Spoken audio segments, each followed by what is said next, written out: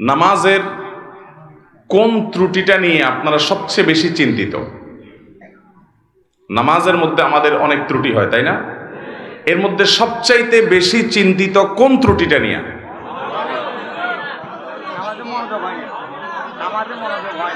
মনোযোগ হয় না, মনোযোগ থাকে না, এটা হলো সবচেয়ে বড় সমস্যা।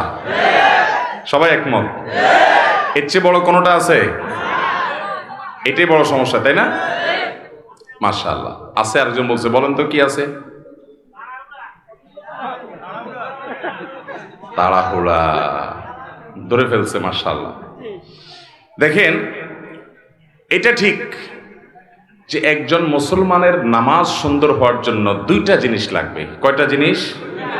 আমার সাথে বলতে হবে, কয়টা জিনিস লাগবে? 5 ওয়াক্ত সালাত আল্লাহর কাছে গ্রহণযোগ্য হওয়ার জন্য, সুন্দর হওয়ার জন্য, এটা জান্নাতের চাবি হওয়ার জন্য দুইটা শর্ত, দুইটা জিনিস লাগবে। একটাকে বলা হয় খুশু, আর একটাকে বলা হয় খুদু। খুশু মানে হলো নামাজের ভেতর, আর খুজু মানে হলো নামাজের বাহির। বাহির এবং ভেতর এই দুইটা যদি আপনি সুন্দর করতে পারেন, ভাইরা আমার, আপনি সেই নামাজই হতে পারবেন যে নামাজের নামাজ তাকে দুনিয়ার সকল মোহ ভুলিয়ে আল্লাহমুখী করে দেয়, যে নামাজের নামাজ তাকে জান্নাত পর্যন্ত নিয়ে ছেড়ে দেয়, যে নামাজের নামাজ তার জান্নাতের চাবির ভূমিকা অবতীর্ণ হয়, যে নামাজের নামাজ আল্লাহর সঙ্গে তার মেহরাজের ব্যবস্থা করে দেয়, যে নামাজের নামাজ আল্লাহর সাথে মুনাজাত এবং কানাঘুষার তৌফিক এনে দেয়, যেই নামাজের নামাজ আল্লাহর সবচেয়ে নিকটে নিয়ে যায়, সেই নামাজি হতে হলে, সেই সালাত আদায়কারী হতে হলে, সেই মুসল্লি হতে হলে দুটি জিনিস লাগবে। একটা হলো খুশু, আরেকটা হলো খুদু। একটা হলো সালাতের বাহির, আরেকটা হলো সালাতের ভেতর। আমরা সাধারণত সালাতের ভেতর নিয়ে আলাপ আলোচনা শুনি এবং সেটার গুরুত্ব যে অপরিসীম সেটা বলাই বাহুল্য। আল্লাহ কোরআনে বলেছেন 18 নম্বর পারার সূরা মুমিনুন, প্রথম সূরার প্রথম দিককার আয়াতে আল্লাহ বলেছেন, ক্বাদ আফলাহাল মুমিনুন আল্লাযীনা হুম ফি সালাতিহিম খাশিউন।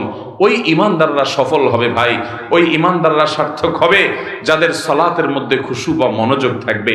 নামাজে মনোযোগ না থাকলে সে নামাজটা নিষ্প্রাণ নামাজ, সে বিষয়ে বলাই বাহুল্য। কিন্তু আমি অন্য বিষয়ের কথা বলতে চাই, কারণ মনোযোগ নিয়ে আমরা সবচেয়ে বেশি চিন্তিত এবং মনোযোগ নিয়ে আলোচনাও কম বেশি আমরা শুনি, কিন্তু নামাজের বাহিরটা নিয়ে খুব বেশি আলোচনা হয় না।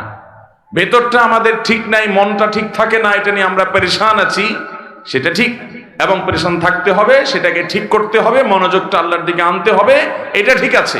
কিন্তু নামাজের বাহির নিয়ে যে আমাদের কোনো চিন্তাই নেই, অথচ দুইটার সমন্বয়ে নামাজ সুন্দর হয়, এবং আমরা অনেকে জানিও না নামাজের বাহির সুন্দরের জন্য কি করতে হয়।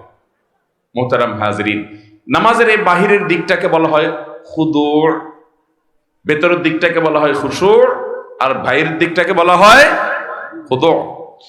এই নামাজের খুজু, যেটা বাহিরের দিক, এই দিকটা যদি আপনার ঠিক না হয়, ভালো করে কান খাড়া করে শুনে রাখেন, আপনার নামাজ পর্যন্ত বাতিল হতে পারে, নষ্ট হতে পারে, ফাসেদ হতে পারে, নামাজ হবে না, হবেই না আইনগতভাবে, ওই নামাজ আবার পড়া লাগবে। এরকমও হতে পারে যে বাহির ঠিক না থাকে। আপনার যদি ভেতর ঠিক না থাকে, তাহলে নামাজটা আল্লাহর দরবারে গ্রহণযোগ্যতার লেভেল পাবে না, মর্যাদা পাবে না, ঠিক। কিন্তু আইনত কাগজ ও কলমে আপনার নামাজ হয়ে যাবে। মনোযোগ যদি আপনার না থাকে, তাহলে নামাজ কি ভেঙে যাবে? কথা বুঝেন নাই? নামাজ ভঙ্গের কারণগুলোর ভিতরে মনোযোগ না থাকা, এরকম কিছু শুনছেন?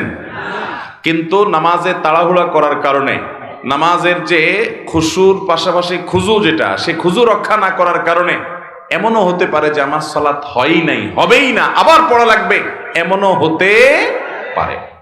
কিন্তু আমরা বেশিরভাগ মুসল্লিরা এই সম্পর্কে খুব একটা আমাদের জানাশোনাও নাই, আলোচনাও নাই, সব ঘুরে ফিরে আমরা খুশুর দিকেই যাই। হ্যাঁ ঠিক, খুশু তো থাকতেই হবে, কিন্তু মনে রাখবেন, আপনি যদি খুশু 100 ভাগ ধরে রাখার চেষ্টা করেন, হয়তো 80 ভাগ, 70 ভাগ, 90 ভাগ, কেউ 50 ভাগ, কেউ হয়তো 20 ভাগ, কম বেশি এরকম আপনি খুশু ধরে রাখতে পারবেন। আপনি 100 ভাগ নামাজে মনোযোগ কখনো পরিপূর্ণভাবে ধরে রাখতে পারবেন।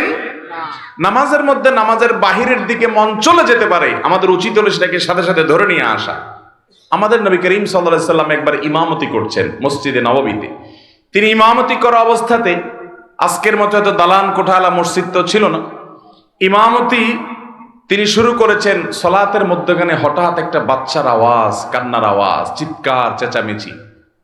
নবী করিম সাল্লাল্লাহু আলাইহি সাল্লামের বুঝতে বাকি থাকলো না যে কোনো বাচ্চার মা এই জামাতে পেছনে মেয়েদের কাতারে সামিল হয়েছেন, যার কারণে বাচ্চা কাঁদছে আশেপাশে কোথাও।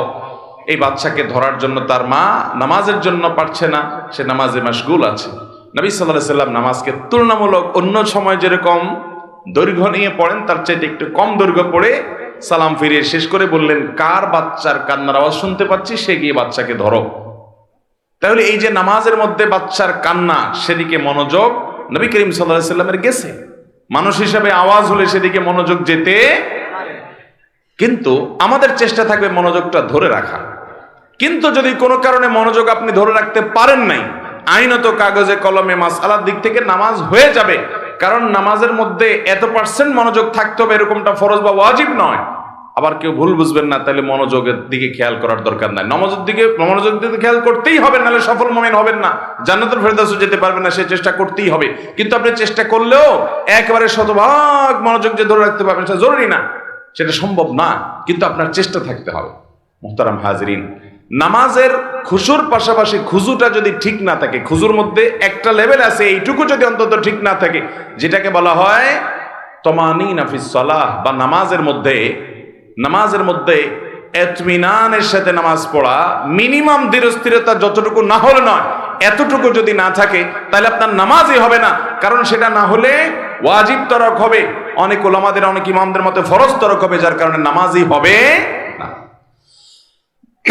মুহতারাম হাজরিন, নবী করিম সাল্লাল্লাহু আলাইহি সাল্লাম বলেছেন, তিরমিজির হাদিস, আপনারা অনেকে শুনেছেন, আউয়ালু মা ইউহাসাবু বিহিল আবদু ইয়াউমাল কিয়ামাতি, কিয়ামতের দিন বান্দার সর্বপ্রথম হিসাব নেওয়া হবে কিসের? ইবাদতের মধ্যে নামাজের হিসাব সর্বপ্রথম নেওয়া হবে। আর মানুষের পারস্পরিক লেনদেনের মধ্যে মানুষ খুনের হিসাব সর্বপ্রথম নেওয়া হবে। এই হাদিসে নবী সাল্লাল্লাহু আলাইহি সাল্লাম বলেছেন, ফাইন সালুহাত ফাকাদ আফলাহা ওয়া আনজাহ, যদি কারণ নামাজের হিসাবটা ঠিকঠাক মতো সে দিতে পারে তাহলে সে সাকসেস হয়ে গেল, সে পার হয়ে যাবে আখিরাতে, তার আর পাকড়াও নাই, অন্য সব সহজ হয়ে যাবে যদি নামাজটা ঠিক হয়ে যায়।